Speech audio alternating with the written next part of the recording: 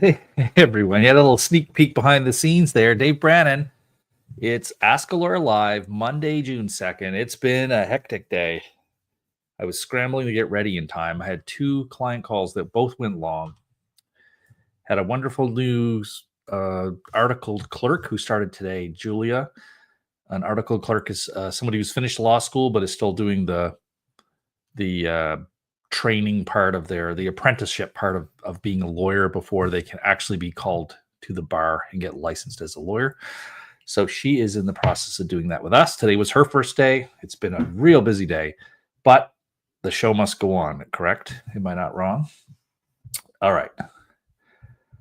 I'm a little out of breath. I just was running around to get down here in time. Let's move on to today's topic. We'll cover this pretty quickly, and then I'll dive into questions. We'll also spend some time today going through our, what is it called? The forum. I just have to send it a message here.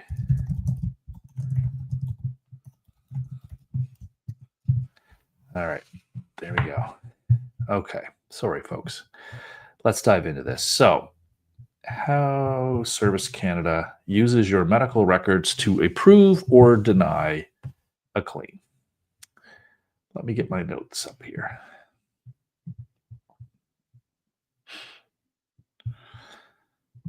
Okay.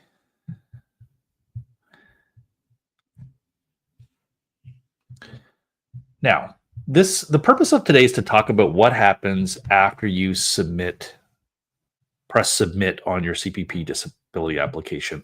I'll pull back the curtain a little bit and just cover what happens when you are once your claim goes in, and what happens with Service Canada, how they look at the medical records and the like. That's kind of what we'll cover today. So some of you may already know this because you've been through this process. But the first step here is your application, once it's submitted, it's scanned, logged, and sent to a medical adjudicator. That's the first thing that happens. And so whether you're doing that online, if you're mailing it in, they're scanning it in. If you're sending it online, then it just goes in electronically. But either way, it gets processed and sent to a medical adjudicator. The medical adjudicator then will use some type of internal process to review your application for approval or denial. One such process is the CPP adjudication framework. We've talked about that on another episode. We don't know if this is what they're using anymore. This was a process, a framework that used to be on Service Canada's website, and it was taken down quite a while ago now, back in 2018, 2019. I expect that it has been expanded upon or changed in some way, and they just decided for whatever reason not to re-upload it for the public, but they are still using some process similar to that in my estimation. Now, what will happen next is they will start reviewing your medical file. So they will start going through the medical reports in any medical reports that you have submitted to them. The obvious one being the CPP medical report. That is the one you have to submit as part of your application. Some people who are on approved long-term disability will also have submitted basically the disability claim file from the insurer. So they might go through that if you've submitted that. Other than that, they're going to be looking at any extra stuff you've submitted, like your family doctor's medical records, any other reports, anything like that you've submitted. They'll go through all that. Hospital records. Most people don't go that far submitting documents, but if you do, then this is all the things they're going to go through. They're looking for consistency across the documents. Is one of the things they're looking for is consistency in how you report your conditions to, again, assess if there's a credibility here in the types of things that you are saying are the problem. All right. Now, what evidence matters most? Well, there is somewhat of a hierarchy here. If you look at the medical adjudication framework, they do talk about needing the primary information around the medical diagnosis. So they do want strong information confirming a medical diagnosis. And they are also looking for statements from doctors on what the prognosis is. So that diagnosis means what is the name of the medical condition you have. Prognosis is what is the expected evolution over time for your situation. Will things be considered to get better or worse over time due to the nature of the medical condition, or in response to treatment, are you expected to get better, worse, or stay the same? So they're looking for these types of information because it's relevant to the seriousness, the type of medical condition. They know, like, these are nurses that are the medical adjudicators, so they know, once they know the medical condition, they kind of already know the types of impairments to expect, how serious it is, what should be expected over time, the expected treatments of this kind of thing. So they're evaluating all of that. They are also looking for, because any one diagnosis can result in a very wide spectrum of disability, they're constantly looking for information in the medical records that talks about any functional impairments you have. So it's not enough to say that you have fatigue. They will want to know, to what extent does that fatigue prevent you from doing daily activities or work. Now, they will also look at the information you fill in, so the evidence related to how any information you put on the questionnaire and how it relates to information from the doctors. So if you are describing your impairments in a certain way, is it consistent with what the doctors have said in the medical records? They're constantly kind of cross-checking for those types of things as well. And finally, it's same as me. When I take on a new client, I am scouring the medical records, looking for any indication that the client, I'm going to sneeze, I apologize. Any indication that the client has not been compliant with treatment, that you've not followed treatment recommendations. That is just an automatic denial of a CPP claim. So I am constantly reviewing records to see, is there anything that could be interpreted as you not following medical advice? They're doing the same thing. If they find these examples, they will rely on them oftentimes as a reason to deny your claim. Now, there is somewhat of a checklist mentality. So they are following a checklist. And if you ever get a copy of your CPP medical file, you will be able to see some of the charts and things they have in there where they're checking through. They literally have checklists in there. So they're checking through, looking for if there's evidence of severe, prolonged, if there's lists of impairments and all these types of things. And, you will see that if you ever actually get your file, but that is exactly what they're looking for. There is definitely a bias towards structured information. So the better structured and expressed some of your impairments and things are, the better they will be. It's easier for them, obviously, to integrate it into the analysis that they're doing. Weak documentation that just doesn't say much about your diagnosis, or doesn't give a diagnosis, or doesn't talk about prognosis, or really give much information about a treatment plan, is a guaranteed denial of a case, 100%. So you always want to try to avoid that if possible. Now, common reasons for fast denials: vague or incomplete information. If you don't have much involved in the way of specialists are not necessarily required. So a specialist, for example, would be like a psychiatrist, a neurologist, a rheumatologist.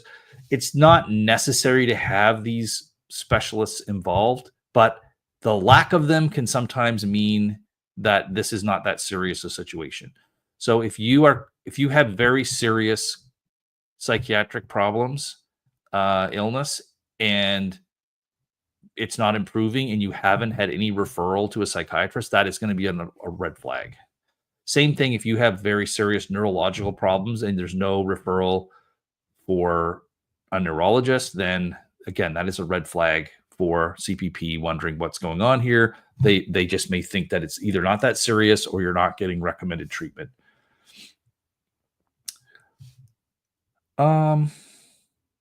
Sometimes there's evidence of work capacity, capabilities without explanation. So a fast denial can happen is if your doctor just makes statements like, I don't believe this person can work, and just says something like that. Now that is evidence of an inability to work, but it's very weak, because it's better if the doctor were to describe the impairments, like what are the medical impairments and limitations that are preventing you from working. So like chronic pain or fatigue or whatever. It's better if the doctor links your symptoms and impairments to why you can't work, rather than just make a statement, I don't think this person can work. For example, there is a misunderstanding that some people think you just need your doctor to say that my patient has a severe and prolonged disability, and that will automatically get you approved. That is absolutely not the case. In fact, I discourage doctors from using that kind of language, because it looks like they are just trying to manipulate the system a bit, and to tell them that that is not what they're looking for. They want to know, because severe and prolonged is a legal conclusion. It is not a medical diagnosis or a medical opinion. Your opinion is not whether this person has a severe and prolonged disability. You just have to describe what the symptoms are and what the prognosis is. And then a legal conclusion can be drawn from your opinion to say, oh, what you're saying meets the criteria for severe and prolonged. But it's not helpful to have a doctor say this is severe and prolonged, because that is not evidence that is needed to support that legal conclusion, if that makes any kind of sense. Very important not to just have doctors say severe and prolonged. All right.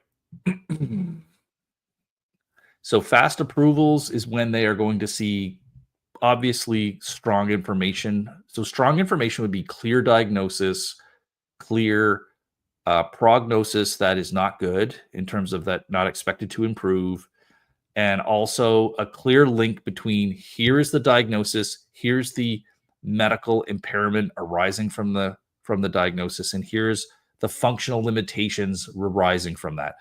And also it helps too if doctors make statements around they believe that you are trying, that you've followed all recommendations, that kind of thing. That can be very helpful from doctors as well. Having specialists involved can lead to faster approvals. But again, I don't want you to think that that is like going to be the key, that you have to pressure your doctor to send you to a specialist when it's not necessary, because it's not.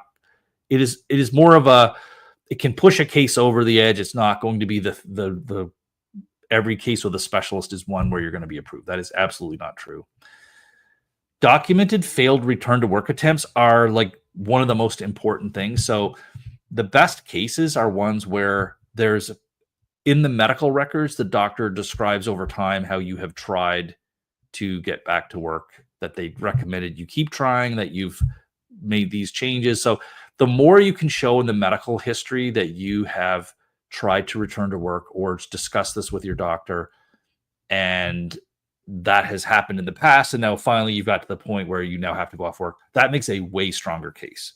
So again, these are things that you can't retroactively go back and create. They had to have been created as time went along. But if you're someone who is struggling with work right now and you might think you might have to go off, better to start having this documented with your doctor in their medical file. So later on, when those records come out, you can show this history of you discussing difficulties at work, trying different things. That is what Service Canada is looking for in these cases. Now, if they say they need more information, they may request. So sometimes they will request directly information from your doctor, and I would encourage you just to allow them to do it if you're representing yourself.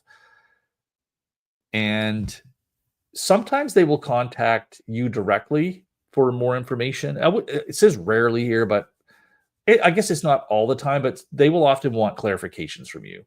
They will also, I don't have it on the slide here, but they will also contact your employer with your permission to get clarification around your job and why you left, and sometimes different things about your job. They may want clarification. So again, I would just allow them to do it. It doesn't get you anywhere to just deny them. Then they'll just assume the worst. Even if your employer says something maybe that isn't helpful, I'd rather work with that than just having you deny access for them to get information from the employer at all. And oftentimes they're asking for this extra information just to help them approve your case. Like they just need this documentation to help. They don't want to approve cases without, they have checkboxes, right? So they need to show that they have evidence to support these conclusions that they're reaching. If they think that really you should be approved, but they don't have the evidence, sometimes they will write to your doctor asking for the stuff they need in order to approve the claim. The doctor verifies it. They now have the report on the file. They can check off the box. And if they get audited, it will be shown that they went about this the right way. All right, final tips. Ideally, review your doctor's medical report before submission. That is not going to be practical in a lot of cases. A lot of times your doctor's just going to fill it out and send it in. But if possible, this would be best practice to review it just to make sure that it's accurate. Provide functional examples. So functional examples means that you just don't say, I have chronic pain. You talk about how the chronic pain prevents you from doing things around the house or prevents you from doing your job. You have to give examples of how whatever medical impairment you have, how it prevents you from working. Try to make that link is the most important thing. Consistency is extremely important, that you're consistent in how you describe yourself. Doesn't mean you can't change how things are over time due to sometimes things change over time, but you can't be saying things that are diametrically opposed, that are just the opposite. And there can't be any situation where you're saying things that look like you're doing it for convenience. So a good example would be where you would not want to have this happening is if someone is applying for CPP disability and EI at the same time. Very bad thing, because you have to say to EI, I am ready and able to work. And you have to say to CPP disability, I have a severe and prolonged disability that prevents me from working. So you don't want to be in a situation where you're saying these opposite things. And if your claim gets denied, request your Service Canada file. Yes and no. I do agree with this. I would say that oftentimes you're better waiting to get your file once you get to the tribunal stage. Because the problem with requesting it, if you get denied right off the bat and you request your file, it takes them up to a month or two to get you the file. It really will eat into how long you have to get your reconsideration appeal in. I would usually recommend people just do the reconsideration appeal without requesting the file, and then get the file once you get to the tribunal level. All right, I'm just going to leave it for there today, and we'll move on now to do some live Q&A. If people have questions, I'm very happy to answer them. Let me I'm going to go look at the forum as well. Okay, forum. Let's see if we have anything new here. Share my screen. Let's see what we got here in the forum. All right. Oh, we got a bunch of things here today. Okay, let's go here. Number one, LTD insurance and income splitting. And also, by the way, if any of you people watching, just if you have questions, just put them in the comments and I will take a look at them. Okay.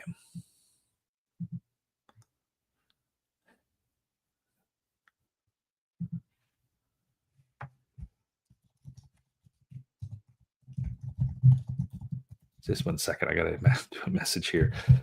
Again. Okay. All right. So here's the question. You are receiving LTD. If you are receiving LTD tax-free and you do an elected pension split with your spouse, which raises your net income, does this have to be reported on the insurance as income?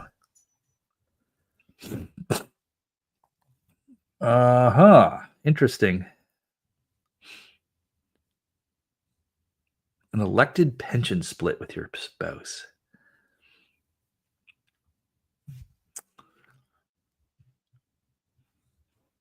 Trying to picture what that would look like.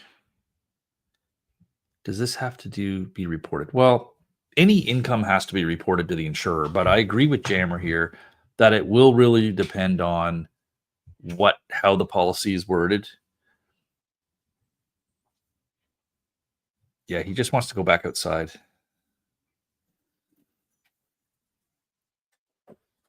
It depends on how the policy is worded. I got a dog driving me crazy in here, so my poor wife has been up and down twice now to let him in and out, saving me from having to dive off the screen. So yeah, it depends on how the policy is worded.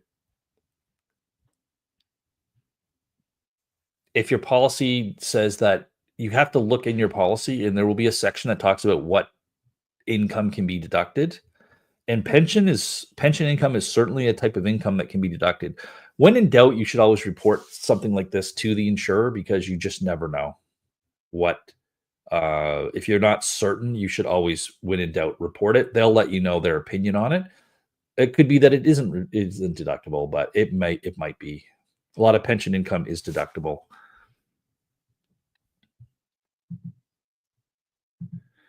So I'm going to like Jammer's statement here because I agree with it. Hi, thanks for responding. I should have said more in my post. I'm also collecting CPPD as per their request. My husband has a pension for income tax purposes. Can we income split? Just concerned that this would put my net income, because he would transfer money to me when filing his income taxes. Then we would both receive a refund. Yeah. So I'm just going to reiterate what Jammer says.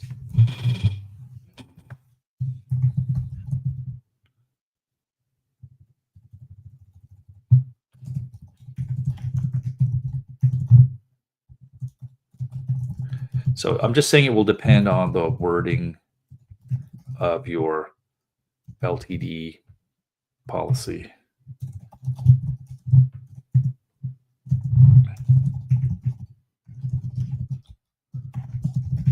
So it lists what types of income must be disclosed.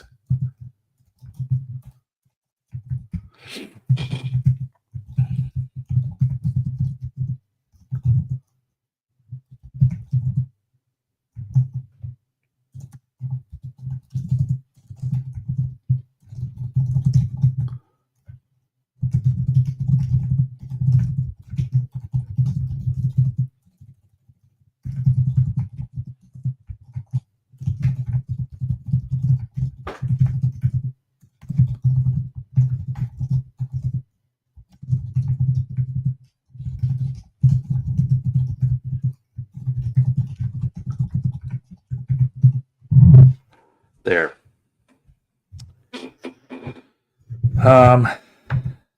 If you don't tell them, it can cause big problems if they later find out and require you to do a large repayment of LTD benefits. There you go. You want to avoid that. You don't want these repayments. Very stressful. Very, very, very stressful.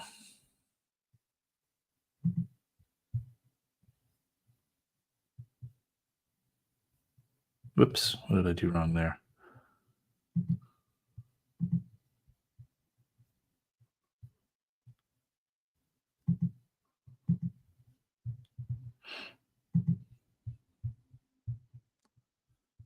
Okay, that's not working for some reason.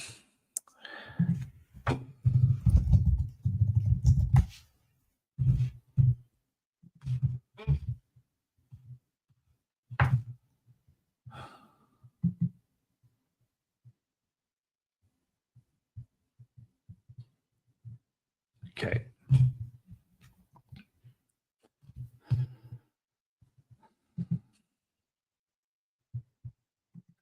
Of course, my dog is back again. He wasn't such a good boy here. Just give me 1 second, folks. I'm going to let him in.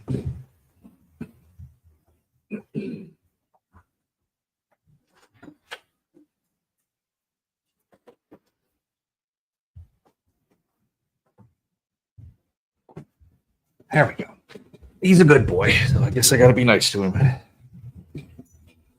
One of the benefits of working from home is you can have dogs, and that's also the downfall. All right, let's go back here. So that one we've covered. I don't know why it's not allowing me to do my. I'm going to try this one more time.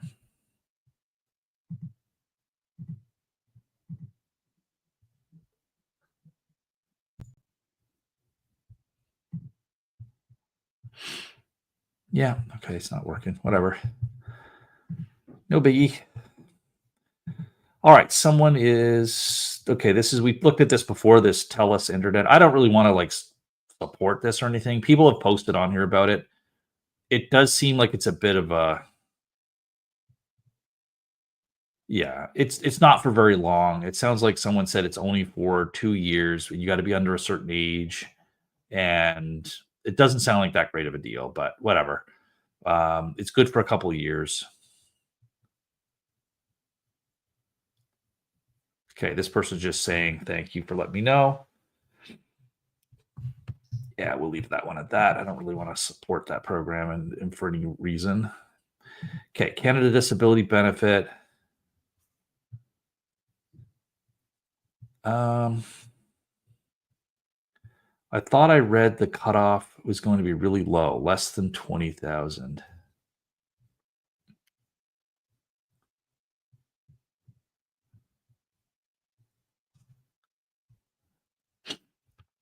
I don't know what he means by the cutoff. I mean the maximum income.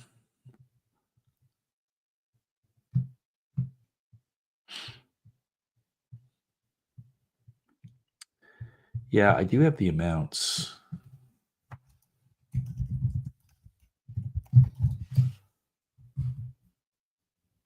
The maximum amounts are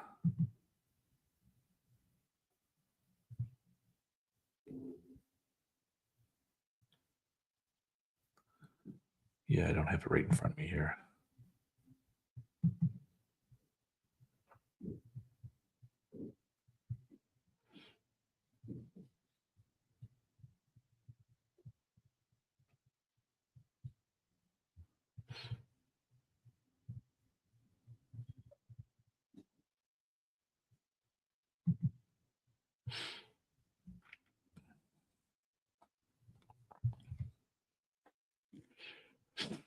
Yeah, it's 23,000.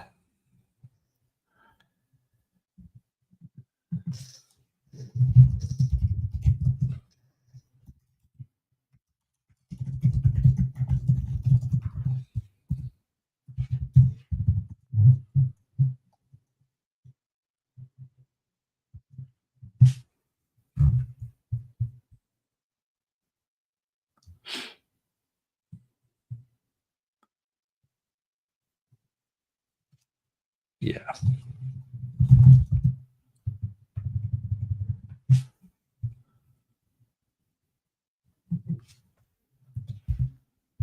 There's 33,000 with a $10,000 exemption.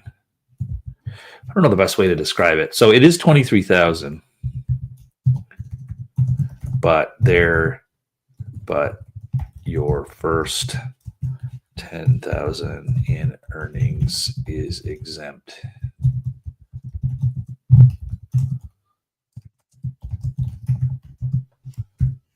So it's really 33,000. There we go.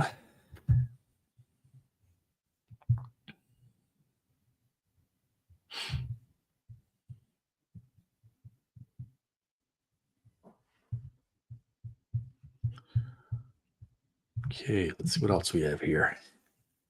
No recent contract with provider.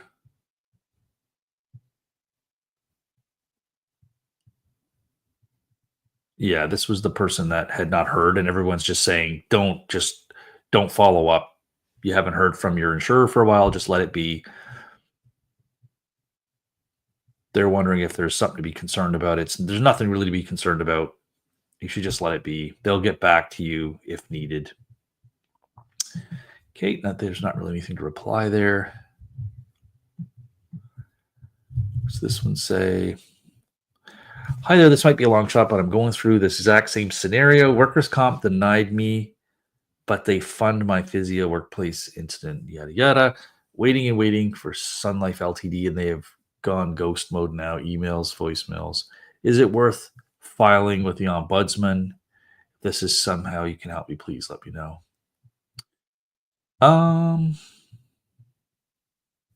Interesting. What was the original question?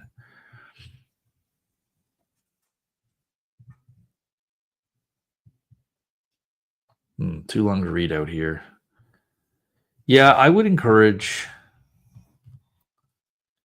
So anyone who's in this, there might be but I'm gonna WC denied me.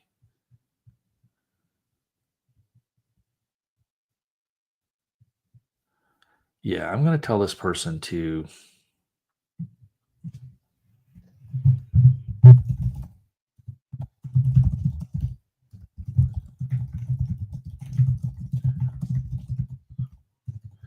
So you only have 2 years to file a legal appeal.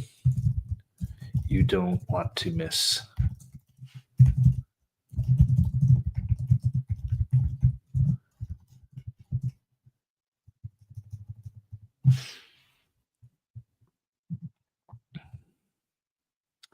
So it's very, like, you have to be very careful because it says here, I thought I saw it's been a year and a half no pay. So that tells me that it's been a year and a half, like that this person could have been off work. And I don't know when they would have applied for Sun Life Ltd and when the denial happened, but you have to start getting worried if you don't do. Sometimes you have up to 2 years, if depending on your policy, but mostly it's going to be 2 years from the date of the first denial to file a lawsuit against them. If you go past 2 years, you may lose your right to sue them. So you have to really be careful when people are a long time where they haven't actually taken a legal action. You have to do something before 2 years. So that's what I'd be worried about in this situation. All right. Okay. Looks like we got all the questions answered. Anybody have any questions in the chat? It does not look like we do. Okay. We'll do one quick check. See if there's anything new on the Canada Disability Benefit we can report.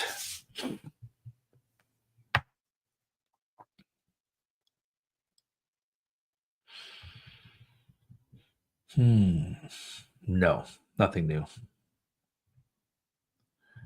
It's June, so the applications are supposed to open this month, although we did see somewhere written that it could be the end of the month. So who knows if it's going to be the end of the month. We could be waiting until the end of June to hear.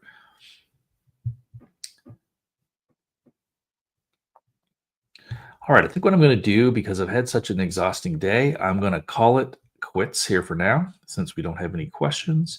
I'll be back tomorrow and probably on Wednesday too. So I'll be around all week. If you have questions, just show on up. We can talk it over here. I'm going to run and get something to eat, and then I have some things I'm taking care of this evening. So I wish you guys all the best. I'll see you back here tomorrow. Take care.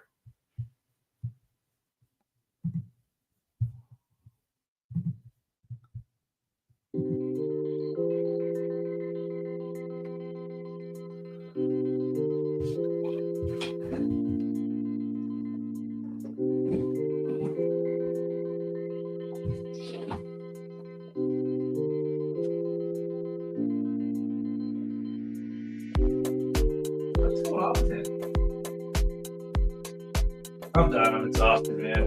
Been no breaks today. Fucking wall to wall. I don't know what was up with him. He said he grabbed or something. He just came in and wanted to go back out. But